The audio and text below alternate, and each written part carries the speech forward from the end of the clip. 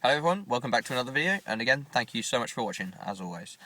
Today we're going to be talking about Charles Leclerc, and what do we think we can expect from him in 2020.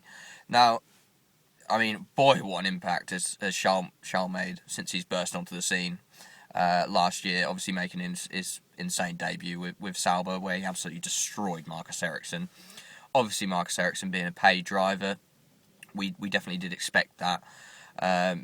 From his potential that we saw in the lower categories. I mean, I first came across him probably later than some. It was in the Formula 2 races, and I think it was the Baku race that I saw where he took an alternate strategy and he basically did an extra pit stop. So he was in last place, obviously had fresher tyres, and then just carved his way through the entire field to win the race, and he actually ended up winning it quite convincingly. Well, I mean, it was a battle till the end, but yeah, he pulled away massively on the last lap. So it was an incredible performance. And then there was a few more races that you know, even just watching Charles in F2, you could tell that there was something special about him. And then obviously he joined Sauber, and like I said, it destroyed Marcus Ericsson, and he did benefit from the fact that Sauber came off a terrible year where that was basically the worst car by a long way, and then the car did actually make gains, because I mean, if you remember, Ericsson was still in the sort of, you know, mid pack, but Charles was the one that was bringing it home in sort of the seventh places and the high point scoring places from most races. So obviously then he's gone to Ferrari, and everyone's wondering how he's going to stack up against Vettel, the first time he's had, you know, a teammate that isn't a paid driver and happens to be a four-time world champion as well. And I think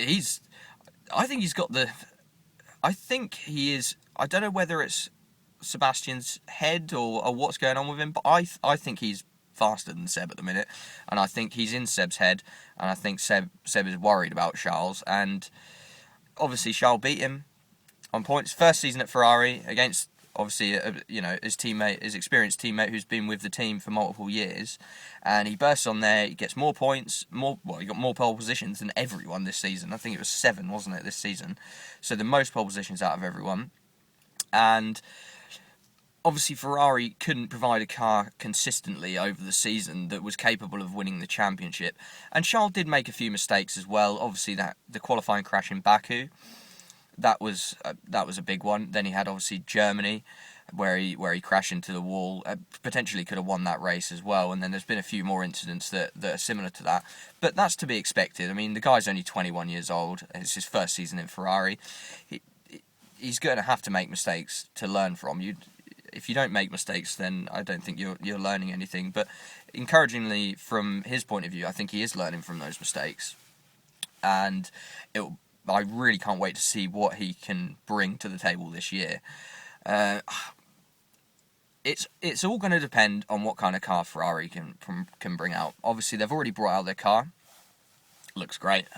Won't provide any analysis on that because I don't really know much about the technical side of things. It looks like a red Ferrari again. I think Sebastian said it looks redder than previous, which I think is quite a funny statement, to be honest. But anyway, yeah. So it's all going to depend on whether they provide a good car, and I think that Charles will have learned from quite a lot of the mistakes that he made last year, and I think he's going to be a formidable force this year. I really do. I think Sebastian is going to have to be thinking about other options. Obviously, Charles has got the 5-year contract now, and Vettel is out of contract at the end of next season, so he is the one that is going to be looking for a drive and needs a new contract if he wants to stay at Ferrari. Then he's going to be the one that is going to have to be doing the negotiations mid-season. So yeah, I'm interested to see with that if Charles can, because let's not forget his qualifying at the start of the year was actually not that great. Obviously he did you know, get pole in Bahrain, I think it was. So I mean, actually, yeah, I'm talking a bit rubbish there, to be honest. His qualifying has been pretty awesome all season. His race pace as well is formidable.